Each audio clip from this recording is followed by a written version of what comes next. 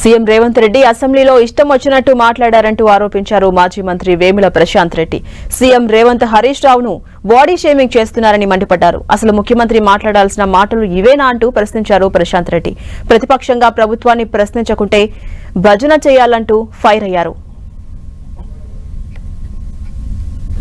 ఇట్లా స్ట్రైట్ గా సమాధానం చెప్పమని అడిగితే ముఖ్యమంత్రి గారు అవేం సమాధానం చెప్పకుండా ఇష్టం వచ్చినట్టు మాట్లాడడం, కేసీఆర్ గారి చావు కోరుకోవడం, హరీష్ రావు గారి మీద బాడీ షేవింగ్ చేయడం, ఆ అద్దాలు తీసేసి చూస్తే మాడి మసైపోతారు అన్న మాట మాట్లాడడం, ఇట్లా అడ్డగోలుగా గంటన్నర సేపు మాట్లాడడం జరిగింది. ఒక ముఖ్యమంత్రి స్థాయిలో ఉండి అట్లా మాట్లాడొచ్చిన గంటన్నర సేపు అదే రొడ్డ మాటలు మాట్లాడుతుంటే, అదే రోత మాటలు మాట్లాడుతుంటే, అదే కంపు మాటలు మాట్లాడుతుంటే స్పీకర్ గారు ఆయన నిలువరించకపోగా మా సభ్యులు, మా డిప్యూటీ లీడర్లు, అయ్యా మేము అడిగిందేంది, ముఖ్యమంత్రి ఏం మాట్లాడుతున్నాడు, మేము అడిగిన దానికి సమాధానం చెప్పాలా అని చెప్పి మా వాళ్ళు అడిగితే మైక్ ఇవ్వమని వేడుకుంటే మైక్ ఇవ్వకుండా ముఖ్యమంత్రి గారిని ఆపకపోవడం ఒకటి, మా వాళ్ళకు దానికి మైక్ ఇవ్వకపోవడం, పైగా ఇంకా శాసనసభలో ఆన్ రికార్డు